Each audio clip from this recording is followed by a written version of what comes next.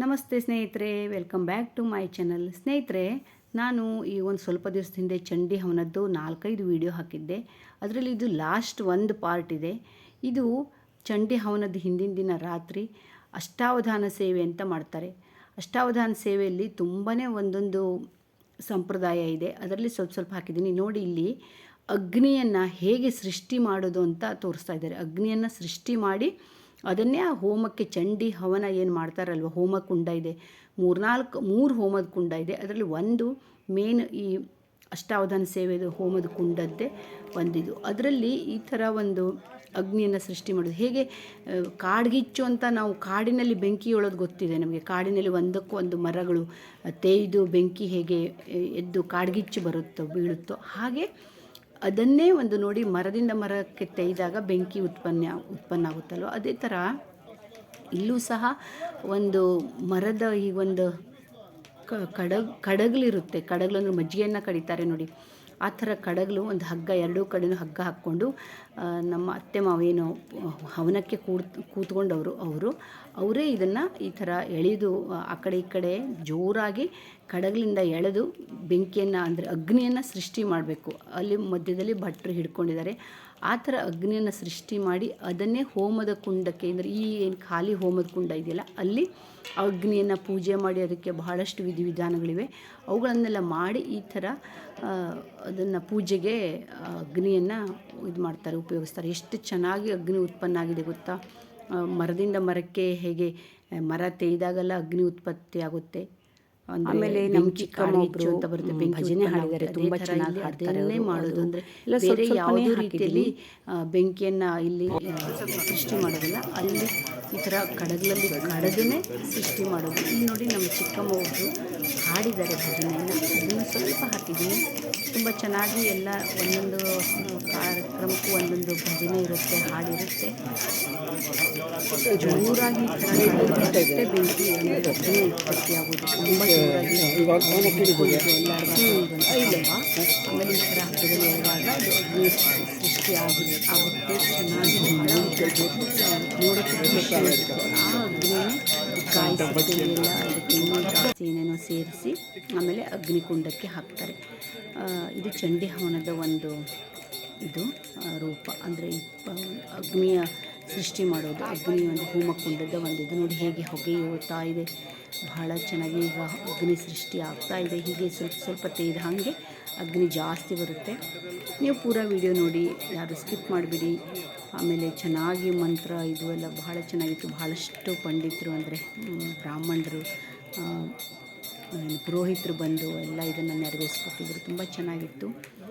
ಹಾಗೆ ಅಲ್ಲಿ ನಮ್ಮ ಚಿಕ್ಕಮ್ಮನೂ ಒಬ್ಬರು ಭಜನೆಯನ್ನು ಬಹಳಷ್ಟು ಜನ ಹಾಡಿದ್ದಾರೆ. ಅವರು ಒಬ್ಬರು ಭಜನೆ ಹಾಡಿದ್ದಾರೆ, ಅದನ್ನು ನಿಮಗೆ ಹೇಳ್ತೀನಿ ಹೇಗೆ ಹಾಡಿದ್ದಾರೆ ಅಂತ ಹಾಕ್ತೀನಿ. ತುಂಬ ಚೆನ್ನಾಗಿತ್ತು ಈ ಕಾರ್ಯಕ್ರಮ. ನೋಡೋದಕ್ಕೊಂದು ಪುಣ್ಯ ಬೇಕು ಇಂಥ ಕಾರ್ಯಕ್ರಮಗಳು. ಚಂಡಿ ಹವನ ಅಂದರೆ ದೊಡ್ಡ ನವದುರ್ಗೆಯರ ಒಂದು ಪೂಜೆ ಮಾಡೋದು ಬಹಳ ಚೆನ್ನಾಗಿತ್ತು. ಆಮೇಲೆ ಅವರು ಈ ಅಗ್ನಿಯನ್ನು ತಗೊಂಡೋಗಿ ಪೂರ್ವ ದಿಕ್ಕಿನ ಬಾಗಿಲಿಂದನೇ ಒಳಗೆ ಎಂಟ್ರಿ ಮಾಡ್ತಾರೆ. ಸುತ್ತಲೂ ಕುಂಬಳಕಾಯಿ ಜುಂಜೆಲ್ಲ ಮಾಡಿದ್ರಲ್ವ, ಹಿಂದಿನ ವೀಡಿಯೋದಲ್ಲಿತ್ತು, ಅದನ್ನೆಲ್ಲ ಸುತ್ತಲೂ ಇಟ್ಟು ಅದಕ್ಕೂ ಪೂಜೆ ಎಲ್ಲ ಮಾಡಿ, ಆಮೇಲೆ ಇದೆಲ್ಲ ಆದಮೇಲೆ ದುರ್ಗಿಯರಿಗೆ ಮರುದಿವಸ ದುರ್ಗಿಯರಿಗೆ ಬಾಗಿನ ಕೊಡೋದು. 9 ದುರ್ಗಿಯರಿಗೆ, ಸಣ್ಣ ಸಣ್ಣ ಮಕ್ಕಳಿಗೆ ದುರ್ಗಿಯರಿಗೆ, ಆಮೇಲೆ ದಂಪತಿಗಳಿಗೆಲ್ಲ ಬಾಗಿನ ಕೊಡೋದು, ಎಲ್ಲದನ್ನು ತುಂಬ ಚೆನ್ನಾಗಿ ಮಾಡಿದ್ದಾರೆ. ಅದನ್ನೆಲ್ಲ ಇಲ್ಲಿ ಸ್ವಲ್ಪ ಸ್ವಲ್ಪನೇ ವಿಡಿಯೋ ಹಾಕಿದ್ದೀನಿ ನಾನು, ನೀವು ಪೂರ ವಿಡಿಯೋ ನೋಡಿ. ಬಹಳ ಚೆನ್ನಾಗಿ ಒಂದು ಕಾರ್ಯಕ್ರಮ ಆಗಿತ್ತು ಇದು.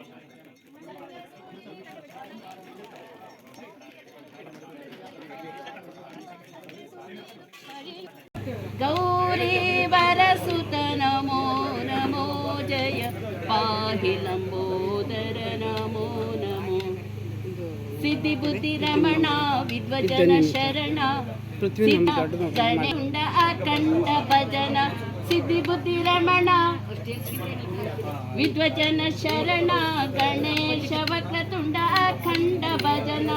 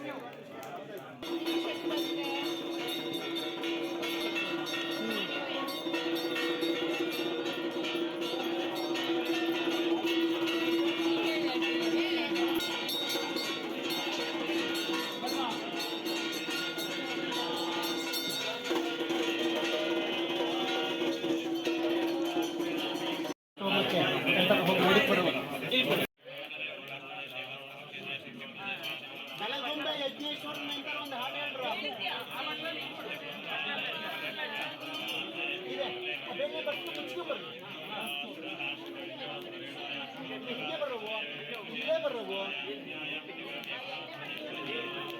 ನಮ್ಮ ಕೈ ಕೆಲಸದ ಸೇನಾನಿಗಳು ಬೇಕು. ಇದನ್ನಿಗೆ ಅಡಿಗೆ ಇದು ಮಾಡ್ಕೊಂಡ್ಮೇಲೆ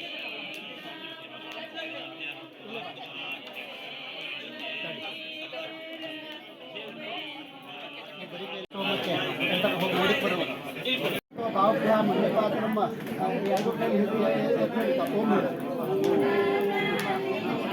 3 ಪ್ರದಕ್ಷಿಣೆ ಮಾಡ್ತಾರೆ. ಜಾನು ಕಾಲು ಮಂದಿ ಊರಿ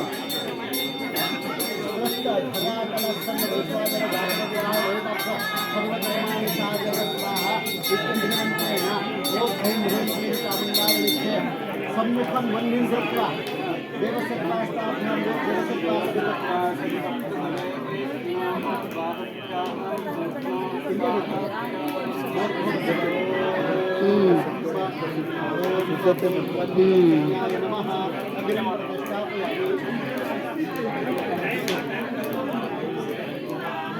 नमामितं विनायकं नताशुभाशुनाशकं नमामितं विनायकम्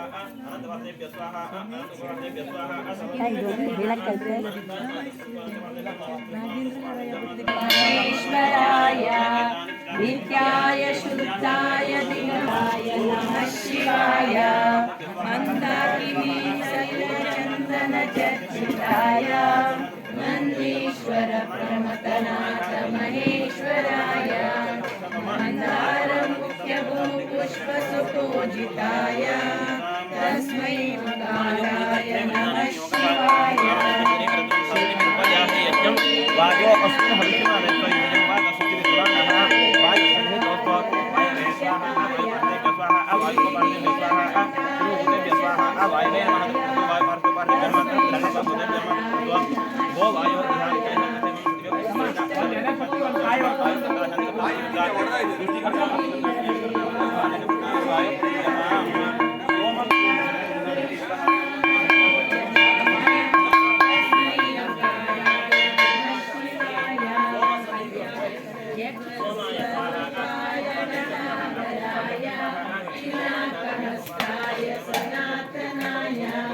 दिव्याय देवाय दिगंबराय तस्मै नकाराय नमः शिवाय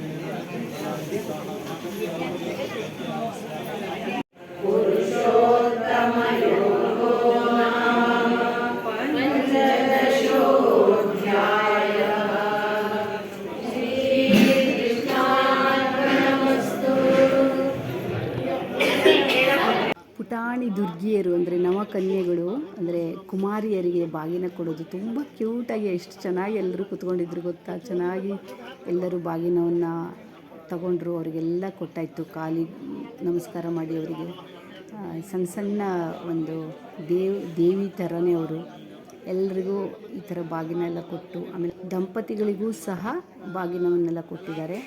ಇದು ನವದುರ್ಗಿಗಳಿಗೆ ನವಚಂಡಿ ಹವನ ಅಂದರೆ ನವದುರ್ಗಿಗಳು ಸಣ್ಣ ಸಣ್ಣ ಪುಟಾಣಿಗಳು ಎಷ್ಟು ಚೆನ್ನಾಗಿ ಮುದ್ದಾಗಿ ಕೂತ್ಕೊಂಡಿದ್ರು. ಎಲ್ಲರೂ ಸಣ್ಣ ಸಣ್ಣ ಮಕ್ಕಳು, ಇನ್ನೂ 9-10 ತಿಂಗಳ ಮಗುನೂ ಸಹ ಇದ್ದರು. 4-5-6 ವರ್ಷದ ಹೆಣ್ಮಕ್ಳು ಎಲ್ಲರೂ ಇದ್ದರು. ಭಾಳ ಚೆನ್ನಾಗಿ ಕಾಣಿಸ್ತಿತ್ತು. ಎಲ್ಲರೂ ಖುಷಿಯಿಂದ ಕೂತ್ಕೊಂಡು ಎಲ್ಲ ಅವ್ರು ಹೇಳ್ದಂಗೆ ಮಾಡ್ತಿದ್ರು. ಅವ್ರಿಗೆ ಆಶೀರ್ವಾದ ಎಲ್ಲ ಕೊಟ್ಟರು. ತುಂಬ ಚೆನ್ನಾಗಿ ಅನ್ನಿಸ್ತಾ ಇತ್ತು.